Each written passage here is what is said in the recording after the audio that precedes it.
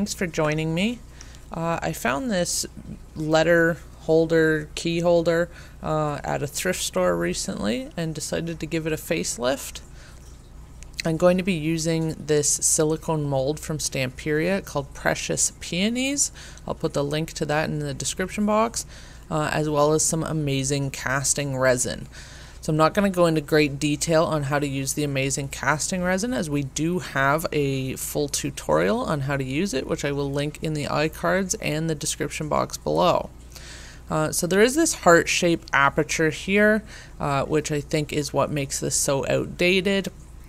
So I'd like to cover it with one of these beautiful peonies, or roses. I think they look like roses. So I'm just mixing up some of my resin, and then I'm going to pour it into the mold. And I actually end up pouring a lot, as well as some from the orchids mold from Stamperia's Orchids and Cats collection, which I don't use in this video, but I have saved them for a future project. Now, after just 10 minutes, these are set and ready to come out, and I just wanted to demonstrate to you how easy they are to pop out of the silicone mold. So there. Now we have some beautiful resin peonies or roses. So I'm going to glue them where I want them on this piece. I'm going to do this before I do any painting. As you can see, the big rose covered that heart aperture really nicely. I do have Gorilla Glue, which works, but I don't find it dries quickly enough for my impatience. So I'm going to use some Aleene's Tacky Glue. Since making this video, I have purchased some Titebond glue, so I'll leave links to all of those in the description as well. We don't carry them at Nenny's Napkins, but I'll leave you some Amazon links. Even if you don't order them from Amazon, at least you can check them out, and maybe you can find a local shop who carries them. So I'm applying a bit of the Aleene's on here. It will still take a little while to dry. I think in total it really took about 20 minutes before I could go ahead and start painting. So I'm going to go ahead and glue this piece on as well.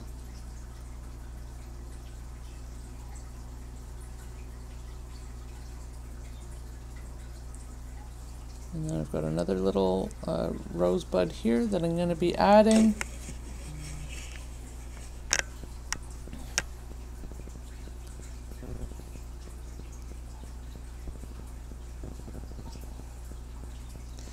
I decided to see if that one would look good, but no, I'm going to stick with the original.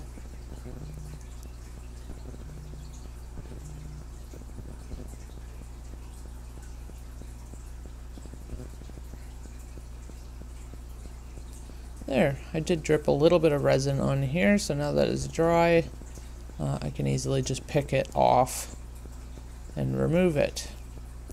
So the nice thing about this glue, and the same with the Titebond, is because it doesn't dry too quickly, you can still move your pieces around a little until you get them exactly where you want them.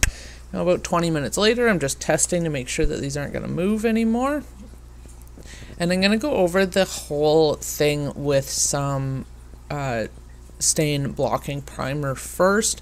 It's probably not necessary, but because of the dark maroon colored paint, and because I'm going to be painting white, I decided better safe than sorry. Again, we don't carry stain blocking primer at Nenny's. It's fairly easy to find. You can find it at your local hardware store. Just go in and ask them, and I'm sure they'd be happy to help. If not, maybe I can link, put in an Amazon link in the comments as well. So I'm just painting the resin and the wood letter holder. I'm not sure if I really needed to paint the resin, but I thought that it might be a good idea to have the same type of surface on the whole piece. I mean, it certainly can't hurt. So I'm using my Stamperia flat brush size 1 here. Stamperia flat brushes are my very, very favorite brushes. I use them quite often for painting, but especially for applying varnish. They're very, very nice brushes. They're very soft, and they almost never lose any bristles. The quality is very, very good. And when you're applying varnish, it's really important to have a nice soft flat brush so that you don't get brush strokes. And so I will put a link in the description box as well to that brush, and we also have it in a 1.5 inch size. And now for painting, I have actually switched to a Country Chic 3/4 inch filbert brush, which is also a very, very nice brush, and we carry that. So I'll put a link to that as well. So I skipped over a little bit of the priming. I didn't think you needed to see the entire process. And now I'm applying my first coat of paint. This is Country Chic All-in-One Decor paint in the color Vanilla Frosting, which is probably our best selling Country Chic paint that we carry. The Vanilla Frosting, this is the one we use in our drop-in decoupage classes when we paint our glass vases. It's just a really nice kind of creamy off-white. It's a little bit on the warm side. Now, I'm using it out of a gallon can. We don't carry the gallons, although if you needed that much, I could certainly order in a gallon for you. But we have it in the, I think, 4 ounce, 8 ounce, 16 ounce, and 32 ounce. Country Chic paint has, it's clay-based, and it has really superior adhesion, especially onto glass. So we use it for pretty much just about everything around the Ninny's Napkins studio. And of course, it's an exceptional furniture paint as well. So this is my first coat. I'm going to apply a total of 2 coats of paint to this project. That's after the stain blocking primer. So I'm just going to skip past some of this footage. And now our first coat of paint is complete. And I'm going to get started on the second coat of paint. I'm using my filbert brush here at the beginning, and then later I switch to my Stamperia flat brush again for some of the larger areas.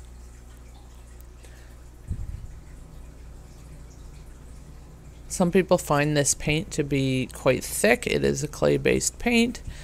You can use a mister bottle to spritz it and smooth it out a little bit more. I don't often bother. There, now we have 2 coats of paint complete, and now we're going to create a glaze. So a glaze is going to get into all the low spots, the deep areas, and kind of create some shadows around the roses to enhance them, as well as add a little bit of an antiquing effect to the piece. So I'm using Country Chic's, it's called Sunday Tea, which is kind of a grayish color, a bit of a gray, a bit of a beige. And I only had a little bit left in my 4 ounce bottle, so I decided to pour my Polyvine straight into there. So that is part 2 of the glaze. Is we use the Polyvine Decorators Varnish in a dead flat finish so that it won't add any sheen to our project. And there's no real formula for this. I just add it until I like the consistency, and I'm just stirring it there with a silicone stir stick. And once I like the consistency, I just go ahead and apply it onto my piece. You apply it generously. You want to get it into all those nooks and crannies. And so you could really make a glaze in any color that you like, any color paint, any water-based paint, so your chalk paints, your emulsion, which is wall paint, interior wall paint, acrylic paint, and just mix it with your decorator's varnish, and there you have a glaze. So it's really great to not be limited to the colors of glazes. Of course, there's many ways to do this to an antique piece. I could have used antiquing wax. I could have, Country Chic actually sells glazes in I think 5 different colors, which we carry. But I really like this method because I can use any color I like. So I'm going to stop there, and then before it starts to dry, I'm going to take my baby wipe and just wipe a lot of it back. And you can see what remains is just in the deep areas. which just really gives a lot of depth and character to these roses. And then later I'm going to go over with the white again and just do some dry brushing on the high points to kind of brighten them up a little bit and create a little bit more depth. Now I could have done this with a much darker color. I was going for kind of a subtle look, but if you wanted something more dramatic, we could have done a dark brown, a darker gray, a black, any color really. If I had painted my whole piece pink, you know, I could have mixed a tiny bit of black in with that paint and created a glaze and used that. Would have worked really, really nicely. Maybe that's something I'll try for in a future project. So I'm using a baby white, but you could just as easily use a dry cloth or a damp cloth. Use whatever you have on hand at the time.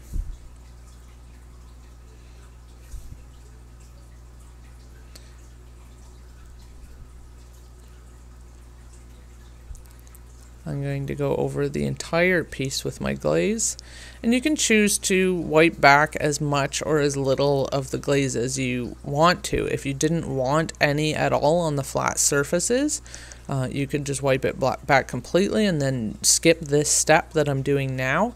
I wanted to kind of colorize the whole thing a little bit, not just the roses, so I'm covering the entire thing.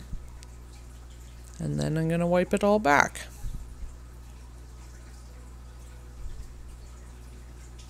So there you can get a little bit of a better view, a little bit closer view.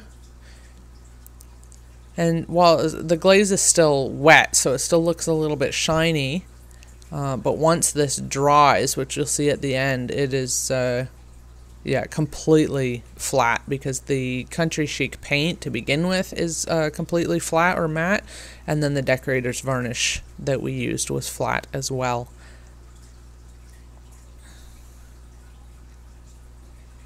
And don't forget to do all the sides.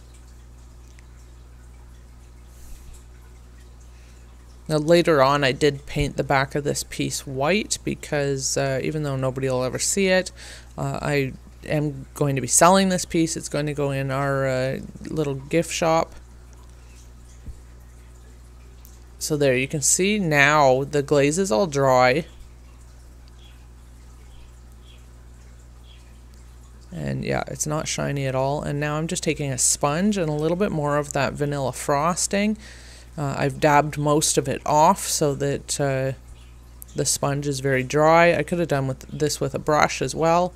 And I'm just gently rubbing it over the high points on the roses. It's very subtle, but it's just that extra little detail to make these roses really pop. So at the end of the video, we're almost done here. I will put up some pictures of it hanging on the wall. You can see the completed project in a little bit better lighting. Thank you so much for watching today. I really hope you've enjoyed this tutorial and that it's inspired you to try and create something similar. As you can see, I mean, it was fairly easy. And once again, I will put links in the description box below to all of the products that I used. And please leave me a comment, give me a like, give me a thumbs up, and subscribe to our channel if you want to see more easy tutorials like this.